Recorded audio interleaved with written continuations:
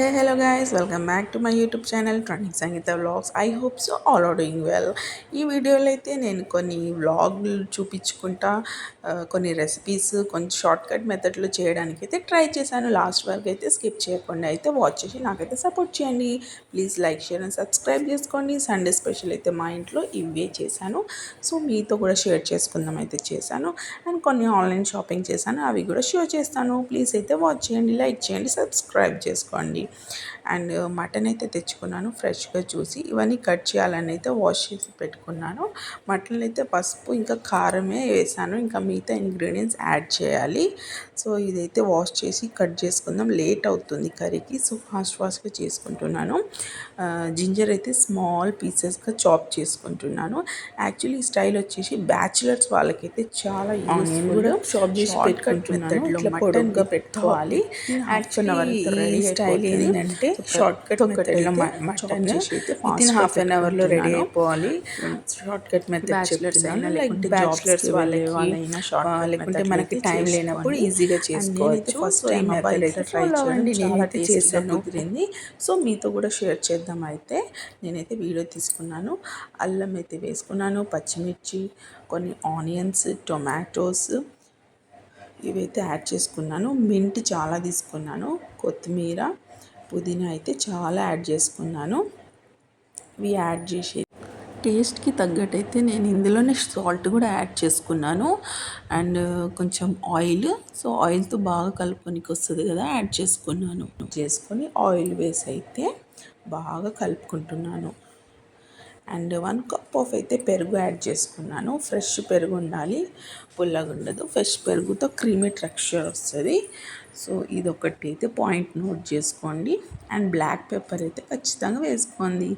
So అన్నీ రాగానే కలుపుకోవాలి.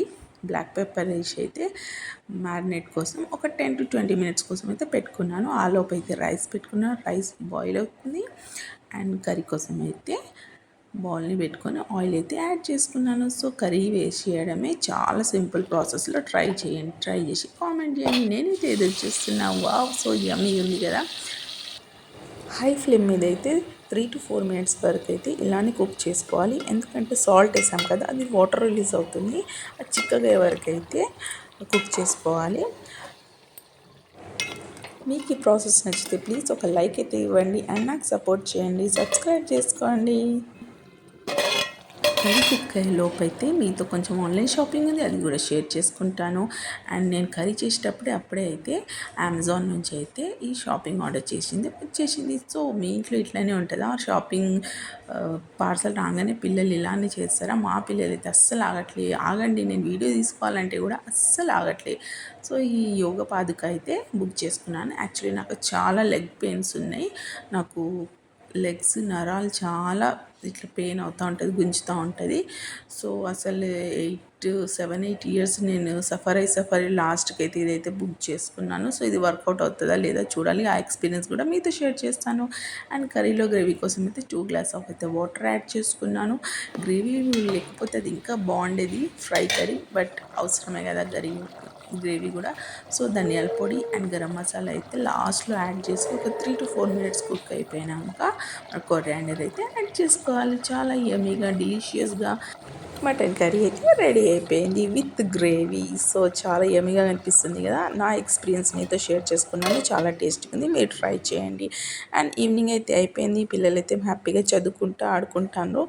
సో సమ్మర్ హాలిడేస్ కదా, సో నిషుకి అయితే స్లిప్పర్ లేదు కాబట్టి ఇలాంటి అయితే తెప్పించుకున్నాను. ఈ ప్యాటర్న్ అయితే నేను యూజ్ చేయడం చాలా ఫస్ట్ టైం, చాలా హ్యాపీ అనిపించింది, బాగుంది. మీకు ఎలా అనిపించింది ప్లీజ్ నాకు చెప్పండి. ఆగునిషు వీడియో తీసుకుందామంటే వాడు అస్సలు ఆగట్లే. వాడు ఇచ్చే స్టైల్ అయితే స్టిల్స్ అయితే ఇలా ఉంది చూడండి, అస్సలు ఆగట్లేదు. వాడు బాగా అలవాటు అయిపోయింది ఫోన్లో ఎలా చేయాలి, ఎలా షూట్ చేయాలి, ఎలా స్టిల్స్ ఇవ్వాలి, సో అన్నీ చేస్తుండో. అండ్ ఈవినింగ్ అయితే అయిపోయిందండి. మార్నింగ్ కర్రీ అయితే కూడా ఫినిష్ అయిపోయింది, చెప్పాను కదా ఆ ప్రాసెస్లో చేసి ఇలానే ఫినిష్ అయిపోతుంది. సో ఈవినింగ్ కర్రీ అయితే పచ్చడి చేద్దామని గోంగూర ఇంకా పచ్చిమిర్చి అయితే ఫ్రై చేసుకుంటున్నాను. రైస్ పెట్టుకున్నాను. పోపు కోసం అయితే కర్రీ లీఫ్ వాష్ చేసి గ్యాస్ పక్కనే పెట్టుకున్నాను, ఎందుకంటే వాటర్ కొంచెం డ్రై అయిపోతుందని. అండ్ పోపు కోసం అయితే పోపు గింజలు పట్టి పెట్టుకున్నా.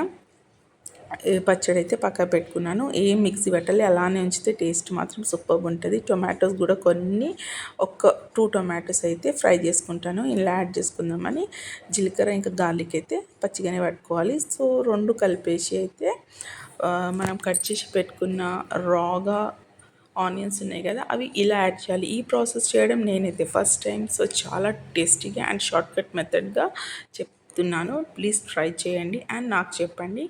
సో పోపు అయితే వేసుకుందామని పోపు గింజలు లైక్ మీకు తెలిసిందే కదా, ఆవాలు, జీలకర్ర, కొన్ని పప్పులు, హింగువ అయితే యాడ్ చేసుకున్నాను. హింగువ యాడ్ చేసుకుంది మంచిగా ఉంటుంది ఫ్లేవర్ టేస్టీగా.